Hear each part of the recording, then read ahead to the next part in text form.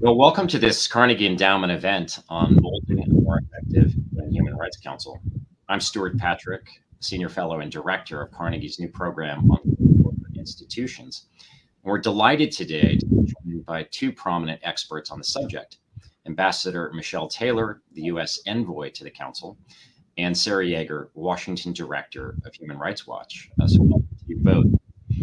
In a few you. minutes, I'll engage our speakers in some conversation. But first, I wanted to set the stage. This year, as you all know, marks the 75th anniversary of the Universal Declaration of Human Rights. And that document, the handiwork of Eleanor Roosevelt, among others, profoundly changed the nature of world politics, establishing the principle that human beings, and not just sovereign states, possess fundamental rights, and that how a nation treats its own inhabitants is a legitimate subject of external scrutiny. Many rights outlined in the Declaration have since been codified in multilateral conventions, become customary in law, and most importantly, have been incorporated in national constitutions. Now, of course, ensuring that these principles and commitments are actually respected and implemented is another matter. And that is the formal mandate of the UN Human Rights Council. Now, since its creation in 2006 to replace the troubled Commission on Human Rights, the Council has been controversial, and it's elicited very different responses from the United States depending on the occupant of the White House. The administration of George W. Bush remained outside, regarding the Council as hopelessly flawed, biased against Israel, and susceptible to domination by human rights abusers. Under Barack Obama, the U.S. joined the Council, reasoning that it was better to fight the good fight with like-minded allies inside the Council than to carp from the outside. Whatever its shortcomings, the administration concluded the Council had useful mechanisms like special procedures to monitor human rights and expose gross violations, ranging from universal periodic review to commissions of inquiry to independent experts for specific countries, as well as for vulnerable groups and the promotion of specific norms. The Trump administration, of course, made the opposite calculation, declaring once again the Council to be beyond salvage and abandoning it in 2018. For too long, said Nikki Haley, who was then U.S. ambassador to the United Nations, the Human Rights Council has been a protector of human rights abusers and a cesspool of political bias. Fast forward 3 years later, in 2021, the pendulum swung yet again. And under President Joe Biden, the U.S. ran unopposed for election and was back on the Council. And the Biden administration has now participated, I believe, in 2 regular sessions, the second concluding just last month. And these were more tumultuous than anticipated, thanks in large part to Russia's illegal invasion and commission of atrocities in Ukraine. So all in all, it seems like a good time to have a status check. And for the next 40 minutes or so, I'll engage our speakers in what I hope will be a free-flowing conversation. Time permitting, I'll also take a few questions from those on this call. So please put them in the comment section on YouTube, and we'll try to get a couple of them in for discussion. So, Ambassador, let's begin with a big picture. Has the U.S. decision to return to the Human Rights Council paid off in terms of defending and improving human rights globally? What have been some of the biggest accomplishments that you think deserve some praise over this session and the previous one? And what have been some of your biggest frustrations? Great. Thank you for that question. And thank you so much for having me today, Stewart. Look, you spoke to our principled disengagement at the Council, as well as our decision to engage. And I think, since the beginning, as you mentioned, we have seen both approaches. And I think that we have now plenty of data to understand what it looks like in either case. And the reality is that, things are going to happen and to move forward at the Human Rights Council, whether we're there or not. And we have seen that when we are not there, using the powerful voice of the United States to, amplify the universality of human rights, to hold human rights abusers accountable, that things happen that we're not happy with. And when we are there, we have the opportunity to move the needle. And I think in my hearings, in the process of being confirmed for this position, I certainly heard a lot of criticism about the membership of the Council. And one of the first things that we did, first first, we were very instrumental in passing the first resolution, addressing a P5 country in Russia, and then almost immediately removed Russia from the council, and that was U.S. led. And while it happened in New York, so much of the argument and laying out the process came from Geneva and from our engagement at the council. And then, of course, we have been able to support others in thinking about engaging in the council. So we are addressing the membership. But the reality is that, the UN and the globe are both very complex and have complex membership. But when the US is there and we can really work with our like-mindeds, and even, on some issues, we work with very unlikely partners to make things happen at the council. We are able really, I think, to move the needle. Thank you very much. More specifics later. Thank you. Yeah, we'll get into we put a lot on the table, and we'll definitely get into the specifics. Sarah, do you have any initial observations about the costs and benefits of joining a council that as the Secretary of State himself has admitted, is an imperfect organization, to say the least, but one where he believes and the administration believes the U.S. Again, as I said, should fight the good fight. Yeah, well, it's not a perfect organization. I don't think it's ever going to be a perfect organization. The UN is fundamentally flawed in the ways in which it brings all countries together to discuss particular topics on which they disagree. That's also the big benefit of it. So it's never going to look like the perfect thing that we want it to look like. And in fact, if the Human Rights Council didn't exist, we would be trying to create it. I think we kind of deal with the fact that there are some cons as well as the pros. And I think the pros include that there are monitoring mechanisms that can be created, and the victims have a platform. I remember when I was with Samantha Power working at USUN, she really tried to get real people into the UN Security Council debates on things. And that was in part because that makes such a big difference to victims, and it makes such a big difference to the debates. And that's what the Human Rights Council does. Now, some of the cons include that, as with all things in human rights, it sometimes gets siloed. So, you see this in the State Department with DRL getting siloed. You see this with the Human Rights Council, it gets siloed. We would love to see human rights mainstreamed across all of these things. However, it's extraordinarily important to have a place where you can specifically discuss human rights, particularly because the UN Security Council is a fundamentally flawed institution where you're not going to get to discuss these issues, even though you should. So, some of these things are just the realities that we take on board when we're trying to promote human rights. And I would say, one of the big criticisms about the Human Rights Council are these bad actors and how China continues to try to undermine, the narratives about human rights. I actually think that's extraordinarily helpful. That is a benefit because they put their cards on the table. Mm-hmm. You see where these countries are and you see what they care about. And that actually gives those of us who care about human rights a strategy and ammunition in the world.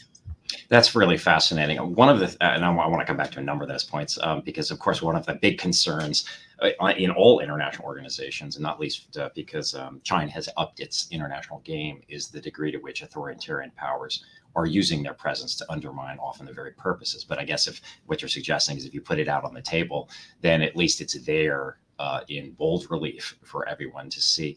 I have a question about, in particular, the war in Ukraine and how that has affected not only the criticism or the ability to shine a spotlight on Russia's atrocities, but also it's affected the overall agenda and performance and alignments within the Human Rights Council. One of the things that I found has been interesting, you mentioned the sort of the frailties of the Security Council, which obviously is vulnerable to the veto of any permanent member, in this case, of course, Russia.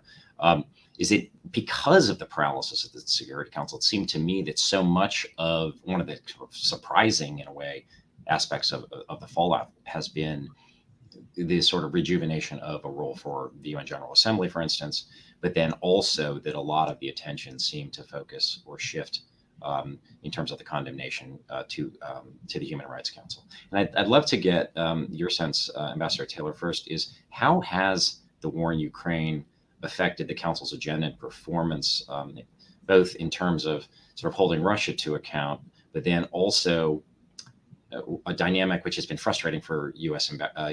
Diplomats has been the degree to which there are a number of fence sitters globally. And you've seen this obviously in some General Assembly debates where there's sort of a disturbing, I mean, obviously overwhelming majority criticizing Russia, but then a disturbing sort of level of abstention. Have you seen those dynamics very much play out in the Council itself, and any weakening of sort of the general condemnation with respect to Russia?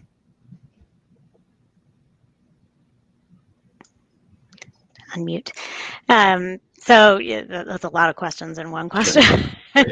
But I mean, look, we were the first to act, as I said, within days of the further aggression last February. So I think that put the Human Rights Council very much at the center of the conversation, just to show that the UN could come together and act. And I think it's notable that in that first vote, the only no's were Eritrea and Russia itself, and that was before we were able to remove Russia from the Council. So I think we did see a tremendous coming together. As you noted, we always see a number of abstentions, and sometimes those abstentions are very hard to come by and require a tremendous amount of diplomacy even to get there. So I think we have to think sometimes about those as successes. There is a very diverse view or set of views about the role of the Human Rights Council in individual country specific issues.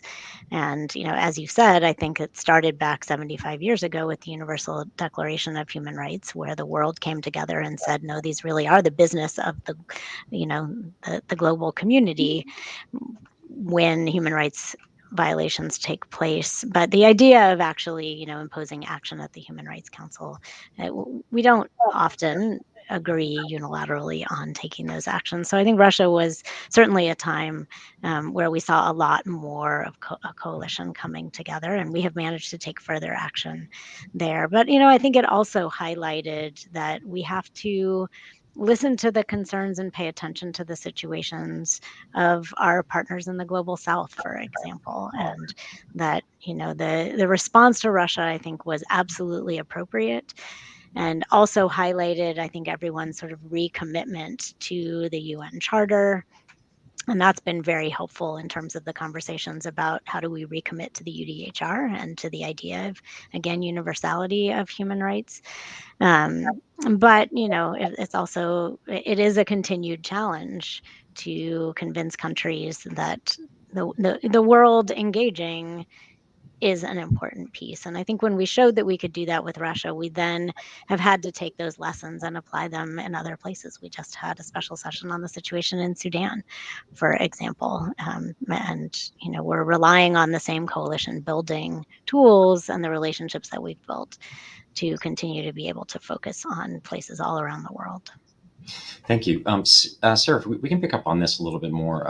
One of the things that I've been struck by in the war in Ukraine is that in the fallout from it, systemic fallouts, economic and otherwise, is the degree to which, as Ambassador Taylor alluded, there's sort of a north-south dimension to this, which it's shown a spotlight on certain fissures, sort of separating in a sense, the wealthy advanced market democracies from the global South, and the question of what is the international community, what should it be focused on, etc. And the importance of building solidarity with respect to what's going on in Ukraine, but then also there has to be something, in a sense, in it for there has to be a sense from the global South that, hey, don't just come to us when you need our diplomatic support with respect to Russia. Do you see opportunities or any forward progress in U.S. engagement, not simply with sort of the usual suspects, I mean that in a good way, of other OECD countries, the WEOG group, as Western Europe and others group, but also with respect to certain pivotal players in the developing worlds who also have a constructive attitude towards human rights within the Council? In a city of acronyms, WEOG is one of the most unfortunate, I think, though it ranks up there with a few others. Yeah, I mean, We in the human rights community are so delighted to see what the US has done on Ukraine, because it shows what's possible when the US wants to take action. So all of these years of hearing, it's just not possible, the process is too bulky, we can't get the votes. No, it actually is possible when the US puts its full weight behind things. And so there is this sense of Ukraine all in, and then all of these other situations, Egypt, Saudi, Philippines, India, that the US is fairly absent on. Now, one of the things that we have to take into consideration, because we should not be so pie in the sky and idealist in the human rights community if we want to get anything done, is that the US, it actually is a zero-sum game in some ways. The US only has a certain number of chits that it can play with these countries in order to get their votes to do certain things. So there will be a prioritization even within the priority of human rights. So we get that. But there's also this sense of like DPRK has had a special rapporteur for 20 years, nothing is happening. So there are these frustrating pieces in the cogs that we can't quite get unstuck. And what we're looking for from the US, and it's unfortunate that, there were 4 years where the US really, it didn't have the capacity or institutional knowledge that it needed under Trump, that it is now trying to build back up. But we're trying to get the United States to put that kind of weight and resources and political will behind some of these other issues that really the global South, to your question, cares quite a lot about, because it affects them in the same ways that perhaps Ukraine is affecting Europe. That's really interesting, and I think that what are the human rights priorities of the global South? I want to come back to that later, because I think it's a very interesting topic, and might require or at least legitimate, justify sort of a little bit of a broader approach to human rights. But we can from the United States, but we can get back to that. One of the council's biggest institutional flaws is the ability of abusers, in a sense, to win seats on the council. Is that just a sort of a generic function of an inevitable function of sort of the regional groups selecting members, or pre-agreeing on who who should be elected to the council? Is there any way to create bolster criteria for actual election to the council in at least in an informal sense, as if the informal if the formal route is not really realistic? What might be done to that? Let me start with you, Sarah, and get your sense on that. Yeah, sure. So some of clearly the Human Rights Council, a lot of people are talking about reform. It needs to be reformed. Same with the UN Security Council. I'm a little bit worried about some of the proposals for reform, because as it stands, the Human Rights Council is basically a democratic institution. So everyone gets their say, nations get to be elected, and you have that fight on the floor of the Human Rights Council. I don't mind that. Certainly it undercut, when these bad actors are voting against human rights, absolutely it undercuts things. But why are they there? Because they care, because there actually is some interest in this human rights fight, and they're worried about it. The backflips that nations will do to get out of being monitored by a mechanism that is agreed to by the Human Rights Council, it is remarkable. I would hate if there was apathy among these nations, because it would mean that the Human Rights Council actually has no teeth. But these monitoring mechanisms that, for example, Addis is so scared of and doesn't want, that actually gives power to the Human Rights Council. So I'm not sure that reform needs to mean that bad actors aren't part of it. I think reform needs to mean that, for example, monitoring mechanisms, special rapporteurs, actually get to speak about the human rights abuses that they are finding. This is currently not the case at the council or in other institutions. That, this becomes more of a global platform for human rights abuses and exposing them. And that because those bad actors are so intent on undermining human rights, that nations like the United States who care about human rights put more weight behind their efforts at the Human Rights Council, which of course they are doing with people like Ambassador Taylor. That's really fascinating. That so, in a sense, it's simply a reflection of the importance of the council, that bad actors are actually trying to get on it because they know that that it's a serious organization. Ambassador Taylor, do you have any comments to make, or are you in violent agreement with Sarah? I'm in agreement with most of what she said. I do think that we see, there are definitely places in the world where the country is paying very close attention to what we're doing at the Human Rights Council and using tremendous resources to either try to prevent us from taking action or to change what that action looks like. And so, again, I think that, to Sarah's point, that really speaks to the importance of what we're doing and highlights that importance. And just going back to something that she said earlier, I think we also see some of the action that is required even behind the scenes by some of these countries to get what they want exposes their bad actions even more among countries that maybe can be persuaded to move more in the direction that we would like to see them go when it comes to human rights and the way that they show up at the council. I think we also have to be very careful about reform because there are some pretty fantastic things that are in the council that we would, if anytime we open up for reform, we would open up for those things to go away. And I think we're going to talk about this later, but the ability for civil society to speak.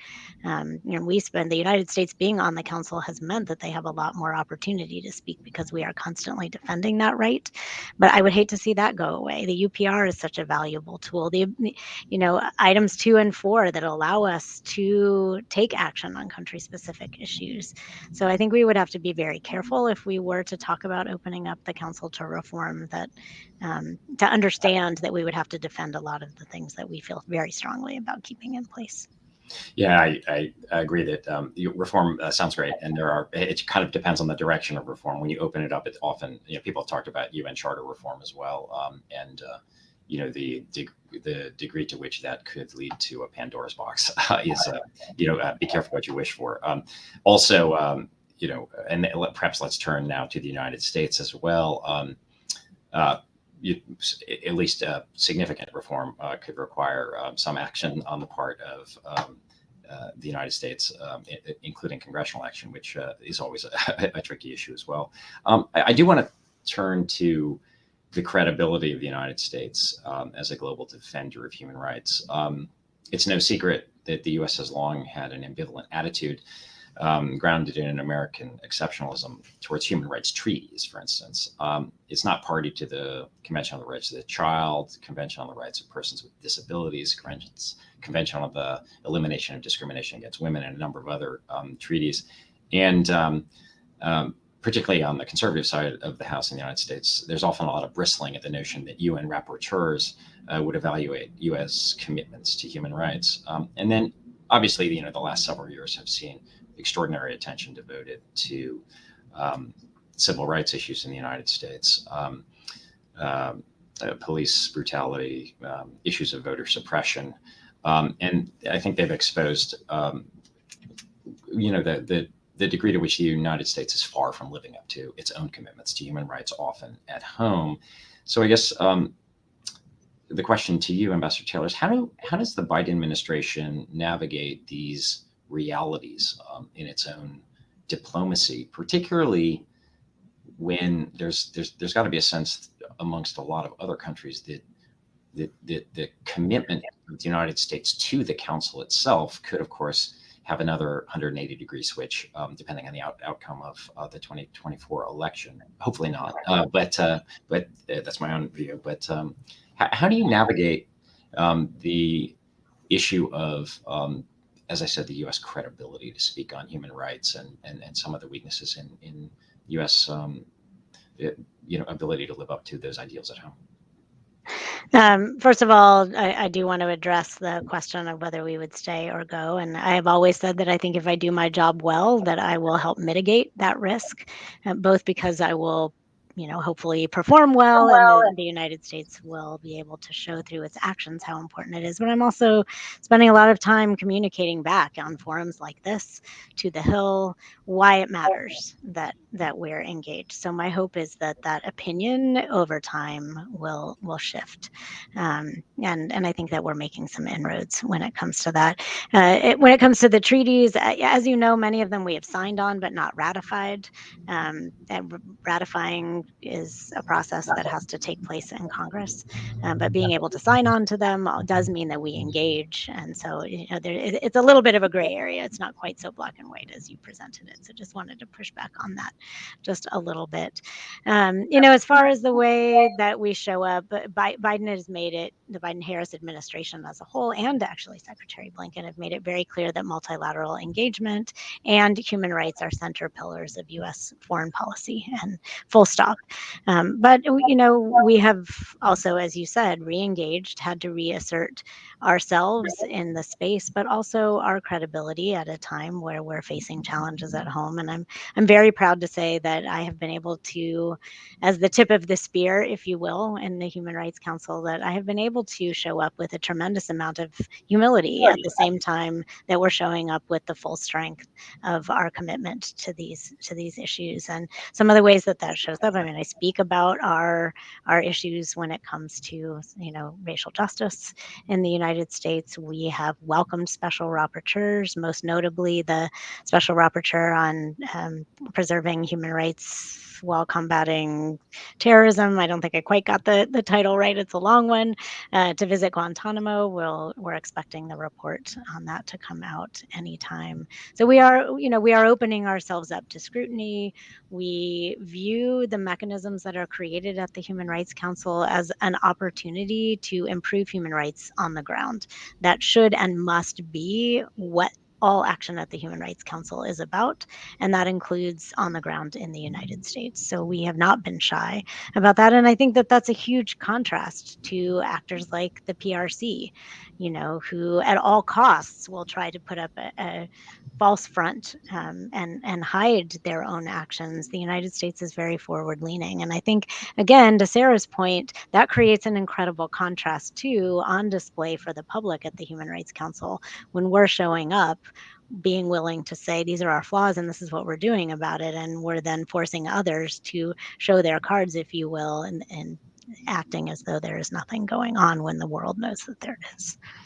That's very interesting. It's some of the same dynamics, I think, probably playing out in the administration's approach to things like the Summit for Democracy, et cetera, where there's at least in the president's public statements, an admission of things being a work in progress, but important to have transparency at home as opposed to and not simply abroad. Sarah, do you have any thoughts on the sort of domestic credibility of the United States in the question that I directed to Ambassador Taylor? Well, yes, I do. So I think, at the risk of repeating a U.S. Talking point or belief, and I'm hoping that not too many of my Human Rights Watch colleagues are listening to this, I want to say that I do believe when President Biden and others, including Ambassador Taylor, say, actually, we are working on these things and other countries don't, or they just shut down all debate on it. And that I believe that as an American, I appreciate that. I appreciate that I can go out into the street in front of the White House and say, you need to be better on X. But I do think it's not necessarily about, certainly there are civil rights and other issues happening in the United States that we need to work on that are incredible human rights abuses. But I would say at a place like the Human Rights Council, my bigger priority, or at least parallel priority, is all of the counterterrorism and national security abuses that have happened over the past 20 years that the U.S. has never been held accountable for. So I'm glad Ambassador Taylor mentioned Guantanamo. But there are, I think in terms of U.S. credibility and the trust that other nations need to have in the United States, What about all of the, civilian casualties that were actually intentional and not just collateral damage? What about the drone strikes? What about the kill teams? What about the CIA black sites? What about the torture? What about, there are so many. What about the invasion of Iraq? These are things that are still stuck in people's minds as the US did this, it got away with it, and now they're trying to hold us to account at the Human Rights Council. And I think that really needs to be grappled with, including in the human rights movement, but certainly in policymaking. Thank you. Ambassador Taylor, do you have any thoughts on, because it's very interesting, and I assume at a domestic political level will be wildly controversial. For instance, to have this be a major topic of conversation, some of the issues that Sarah mentioned in terms of CIA black sites, use of torture, extrajudicial, or the extraterritorial rendition, etc. Are those topics that are actually live at the council, where people are pressing for the United States to be held accountable? No, honestly, it does not come up in the council setting. But having said that, as I said, we have taken a very proactive measure by inviting the special rapporteur on, preserving human rights while countering terrorism, which would, it doesn't just encompass Guantanamo. That was a very, very small part of the visit. And we have yet to see her report, and we will have an opportunity to respond to it when it comes out. But I think that it will include a number of topics, and we knew going into that invitation, when I signed that letter personally inviting her to come, we knew that we were creating some vulnerabilities, and I'm really, really proud to be part of an administration that is willing to do that. Thank you. I want to turn to thematic resolutions, and particularly with respect to economic, social, and cultural rights, and even environmental rights, which is a topic that has increasing traction globally, including at the Human Rights Council. Historically, the United States has been far more comfortable defending civil and political rights, sometimes called negative rights, since they involve the absence of restrictions on individuals and things like assembly and speech. More enthusiastic about those than necessarily positive economic, social, and cultural rights, like right to basic income, shelter, employment, etc., on the grounds that the latter are sort of too expansive. They're nice to haves, but they depend on state intervention, and the state can't always guarantee these things. So in a sense, making those rights, there's also a concern that they could be justiciable. In other words, you could take somebody, you could take the U.S. government to court, etc., for not being able to provide these things. On the other hand, this tendency to have this sort of division of support has made the United States often in a lonely position, where it's the only country that is opposed to a right to water, etc., or right to food. My understanding is the Biden administration has become a little bit less rigid on this than historically the United States has been, which probably, I'm guessing, goes over better with a number of countries in the global South. Do you have any? I mean, is that an accurate assessment that the U.S. is being sort of less rigid, abstaining, or even supporting some of these resolutions that hit on, I guess, the other half of the UN Universal Declaration of Human Rights that actually deals with those questions, as opposed to things like the ability to vote or freedom of religion? So I think the answer is yes, that we are leaning in more in ESC rights, and we've always been very strong, as you said, on civil and political rights in particular. But we have certainly heard from our partners that they would like to see us using a more positive voice when it comes to more of the economic, social, and cultural rights, particularly in some of the areas that you mentioned. I think the reality is that we've always supported those things, but maybe we haven't spoken up as much as we should. And so I've been very proactive about showing the ways that the U.S. is already engaging on issues that that others care about, and including things like development and the environment. And it's when we cross over into understanding what it means for them to be a right that I think things get a little bit stickier sometimes. And this is a place where, again, U.S. engagement is so critically important, because what may be seen as a softening really has to do with our being able, because we're present and I'm building these very strong relationships. I've built up a huge team in Geneva, and there's a large team in Washington that's supporting all of the work that we do. Really, we're all kind of one team.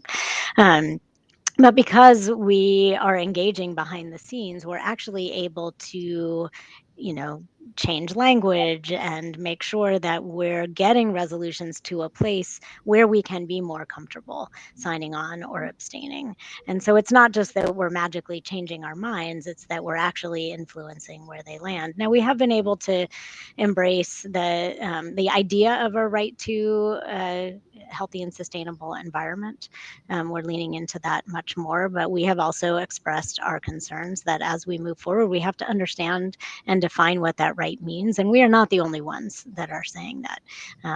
It includes our like-mindeds, but there are others too that aren't always our partners, that are thinking too about what does that mean? What is the responsibility? What are the vulnerabilities that we're creating if we accept a right and we don't understand then what our responsibilities are? But I would just push back again and say that if we're pushing back on language and on legal responsibility, it doesn't mean that we're not engaging wholly on those topics. And I think one of the things that I'm trying to do is just highlight the ways that we're already active and that we're already engaged. And even when we're nitpicking about legal language that we think is incredibly important, because we have to understand our responsibilities.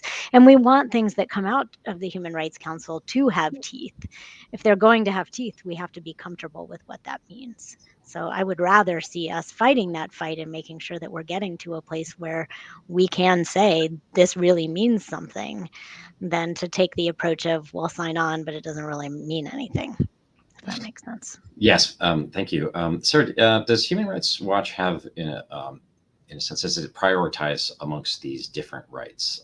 Or is there a institutional position, and also welcome your own personal reflections, if there's not, about, how should we balance these different components of, in a sense, human dignity, if you will? Sure. Well, Human Rights Watch specifically does not. And I think that that's the case across many human rights organizations. We don't prioritize, we don't rank. We certainly have, in terms of what is more important, we certainly have priorities in terms of where we think we can have more impact, but it's not actually a ranking of rights. And that's one of the things that the Trump administration tried to do, was rank rights. And we were very much against that. I will say that the human rights community, I can't stand on my high horse over here on economic and social rights.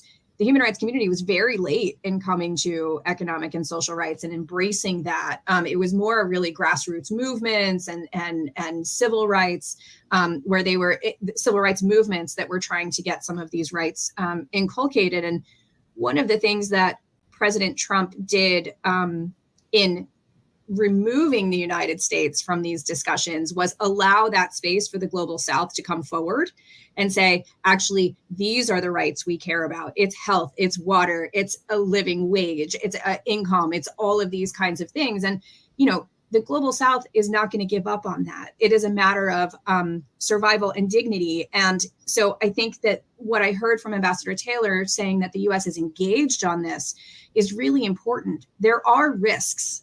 Absolutely. And I think the U.S. is right to go in and think about what are those risks? What are our responsibilities?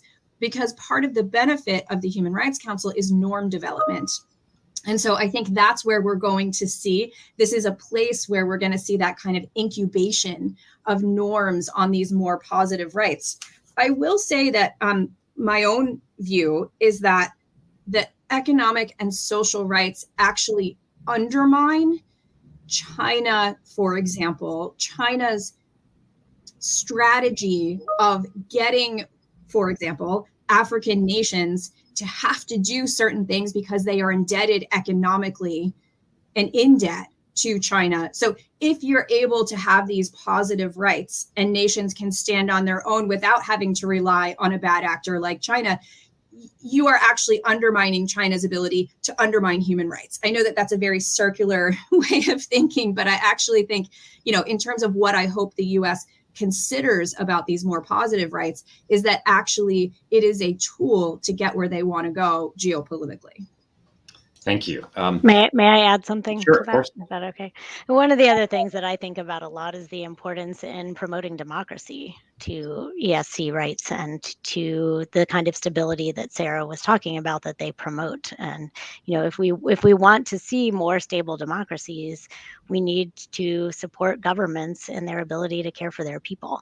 And I think that this is a big part of it. And I also think that the 75th anniversary of the Universal Declaration of Human Rights is an opportunity for us to reinforce the idea that we have, that all human rights are universal, are indivisible, are interdependent, and interrelated without distinction of any kind. And that is certainly the approach that we're taking when it comes to ESC rights and economic, social, and cultural rights. So elevating, all of those rights to remind the world that our position is that they are all indivisible.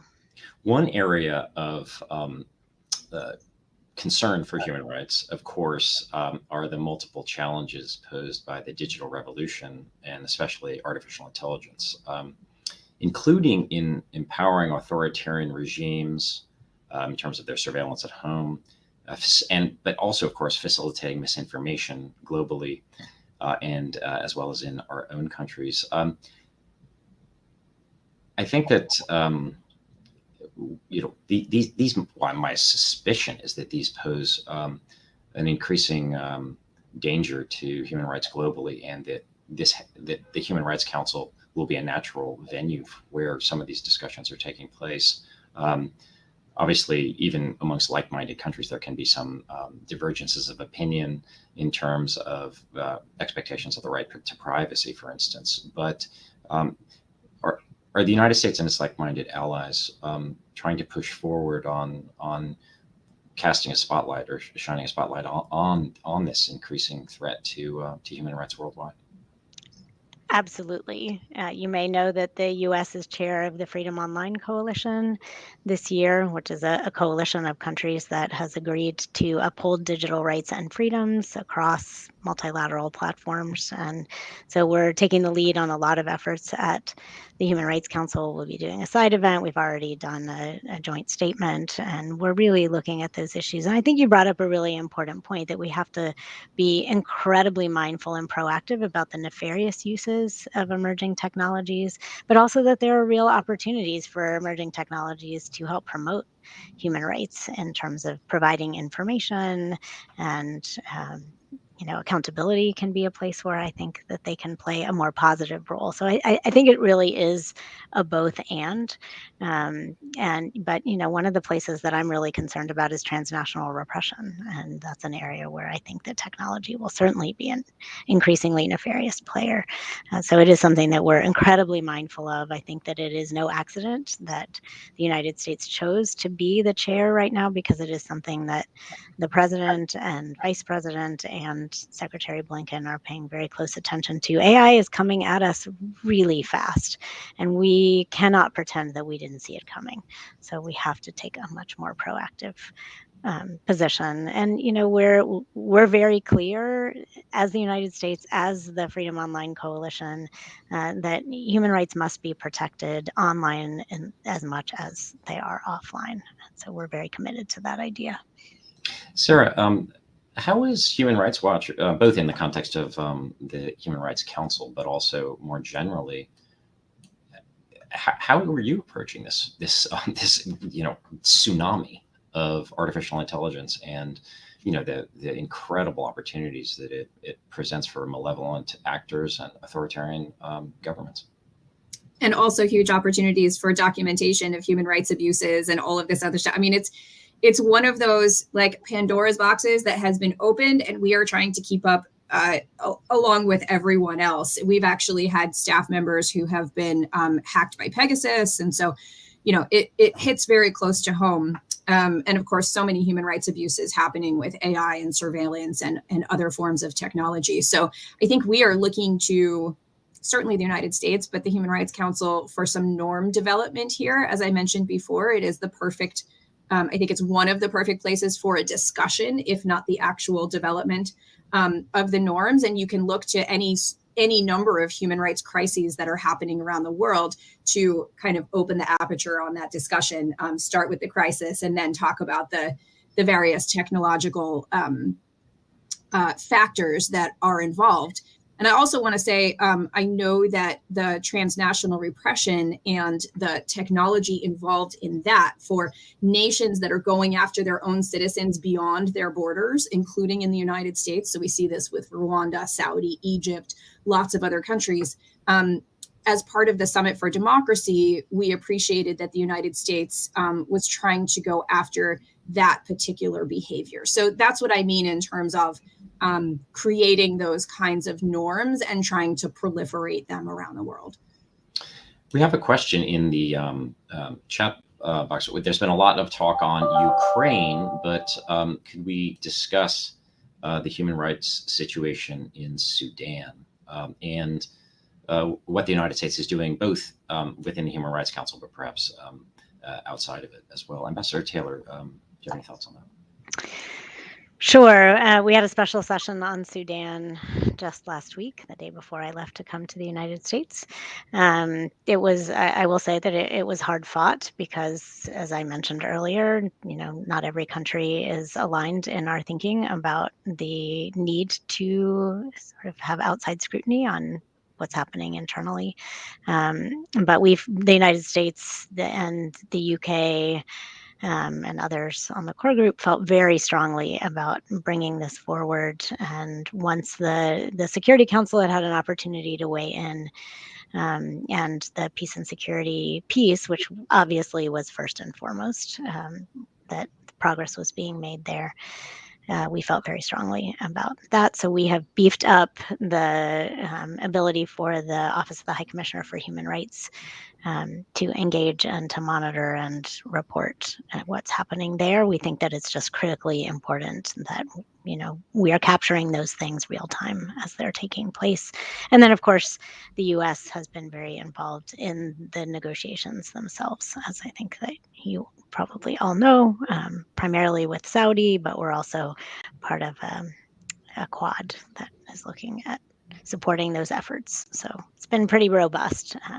And I think that there is certainly more to come at the Human Rights Council, but this was the appropriate action for right now. Thank you. Sarah, I might shift back. Actually, there's another question which actually shifted us back to Ukraine a little bit, which is, will UN inspectors be able to document human rights abuses by Russia after the war in Ukraine? And my understanding is that there's probably some ongoing documentation anyway. But let's expand that question a little bit. First, starting with you, which is, when there's a lot of talk often in sort of low voice in the United States policy community these days about, okay, what's the end game in Ukraine? We obviously don't want to force the Ukrainians to, be seen as imposing any sort of peace, et cetera. But regardless of whether or not this sort of ends up as a frozen stalemate or another frozen conflict, or Ukraine takes back much of its territory, some aspect of sort of Russia coming in from the cold would presumably have to have some level of accountability for some of the crimes that have been perpetrated there in Ukraine and clearly orchestrated at the highest levels of the Kremlin.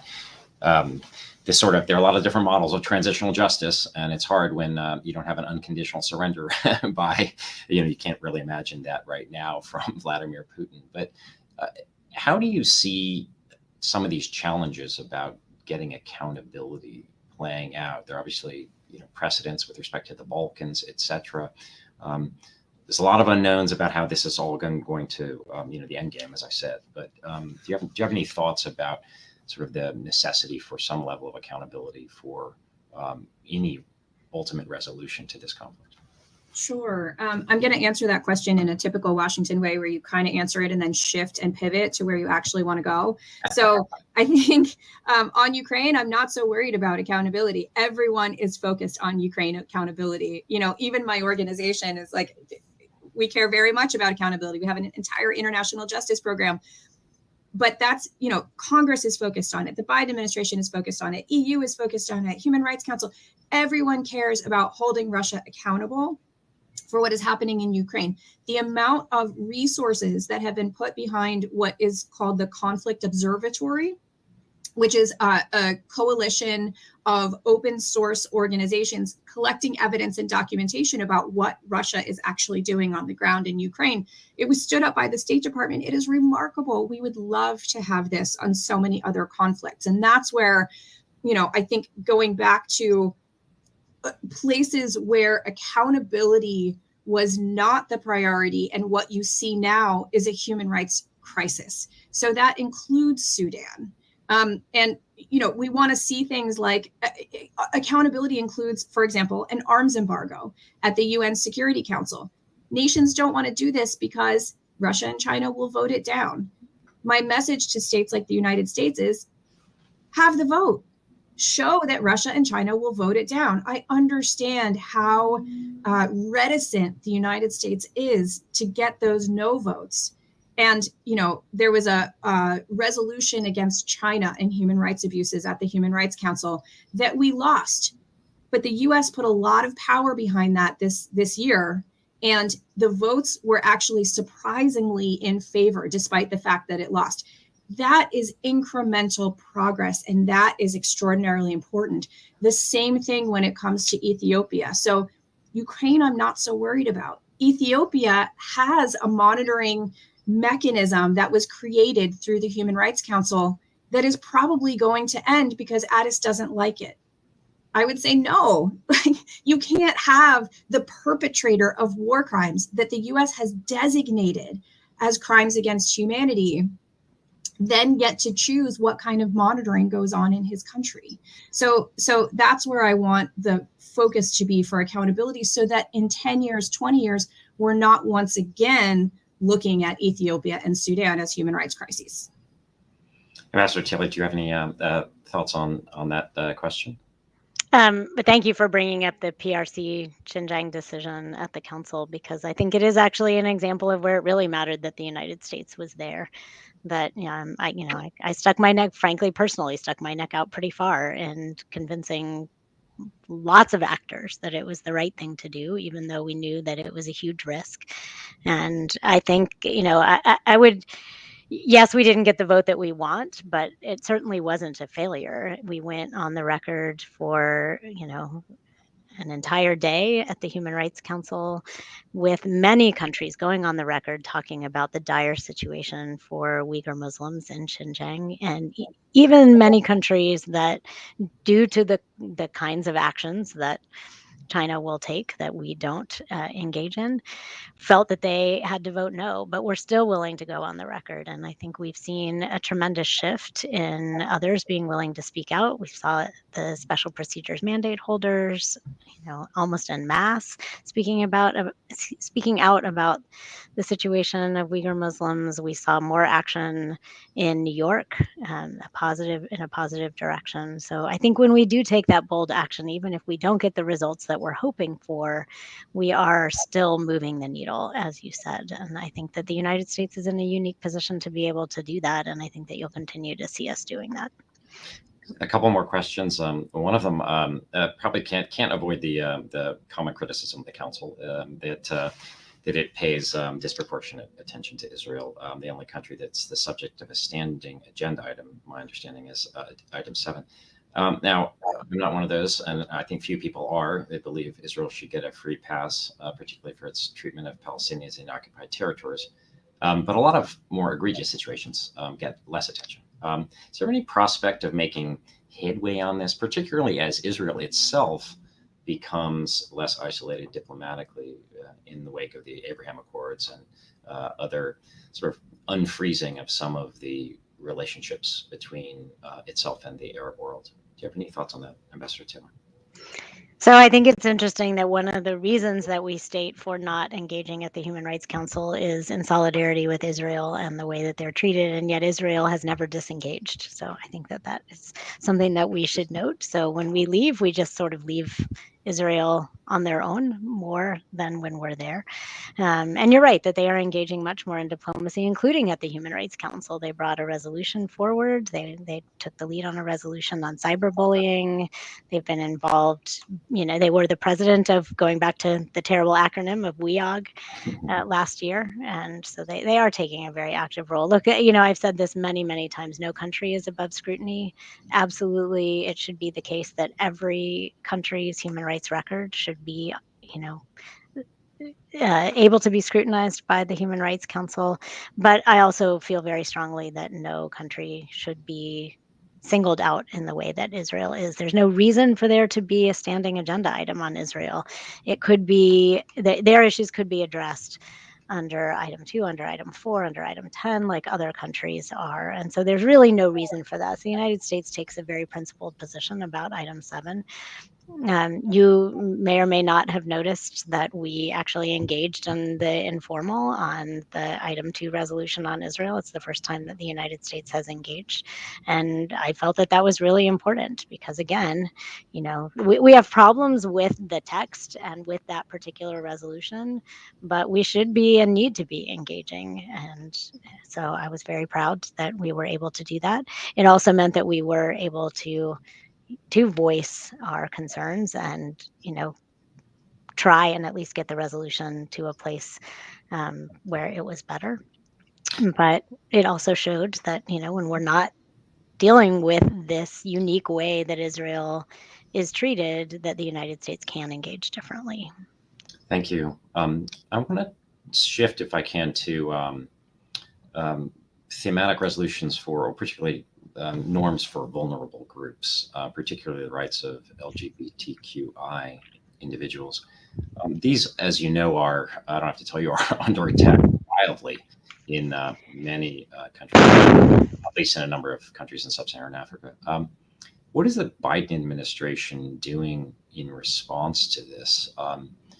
There have been some critics who say that this risks alienating more traditional cultures, etc. I do not take that position, but I also realize that has to be heavy sledding or tough sledding in engaging in certain countries. What has the Biden administration been doing to help expand the universality of these human rights, and what more might it be able to do, Ambassador Taylor? I think that the administration has been very forward-leaning about our position, and certainly, we speak out very vocally on LGBTQI plus protections at the Human Rights Council. It's included in virtually all of our resolutions where there's an opportunity to talk about the more vulnerable groups. Personally, for me, I feel, given the priority that the administration has placed on this issue, I feel very empowered to have these direct conversations with countries where we have vast disagreement, and have done so many, many times. I don't shy away from it. Look, the reality is that we all agreed that people should be protected from discrimination, should be protected from the fear of arbitrary violence. And when we can focus on that piece of it and not attack the sort of religious beliefs and framework of a country, then we can have a conversation. And so that's the approach that I've taken. And I think we've made some real progress. I spoke out very personally at the well, actually, I think it was during the voting when we were renewing the mandate on this, the SOGI, the sexual orientation and gender identity, last summer, and I think being able to just to lean in and talk about these things in a way that other people can hear and feels less like we're attacking their beliefs and their kind of social constructs, and really focuses on the human rights piece, then we can make progress. And I had a number of countries that I know had instructions to either vote no or abstain, and to be able to use their discretion, that told me afterward that the way that the United States spoke up and really engaged on that issue felt like they could abstain on the resolution, which, again, I know that doesn't always feel like a victory, but sometimes it really is. Fantastic. Sarah, do you have any thoughts on this particular agenda item? Otherwise, I do have one other question to ask you.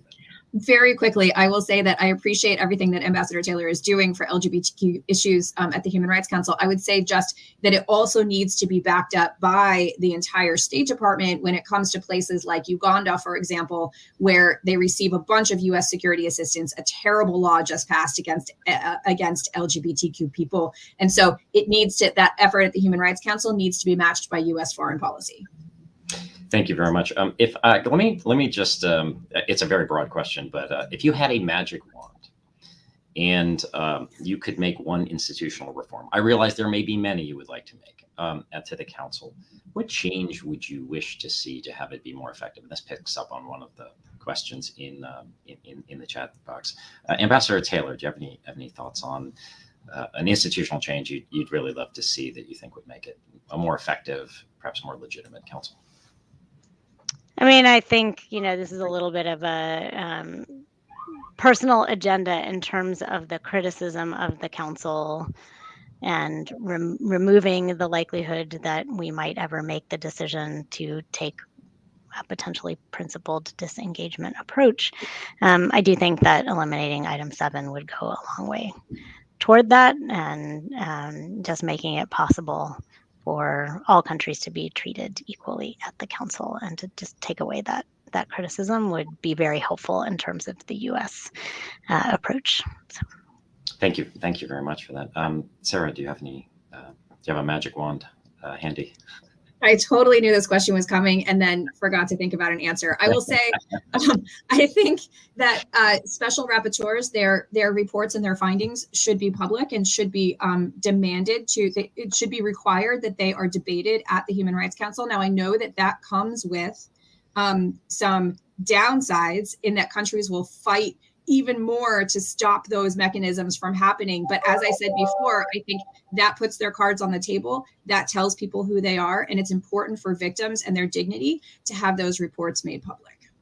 Well, this has been a very quick hour, but also an incredibly rich hour. Thank you, first of all, for being incredibly concise as well as eloquent, because we got through all of the questions that I really had, although clearly not all of the questions regarding the Human Rights Council. I really want to thank you, Ambassador Taylor, Michelle, if I might, and also Sarah Yager, Sarah from Human Rights Watch. It was really, really a great joy, and I look forward to having Carnegie, broadly speaking, and myself in particular, engage with you on these topics going forward. But thank you so much for sharing your insights with us. And as this will live on YouTube, so we'll be able to enjoy it in perpetuity. Well, thank you so much for having us. Okay. Thanks, Stewart. Okay. Bye now.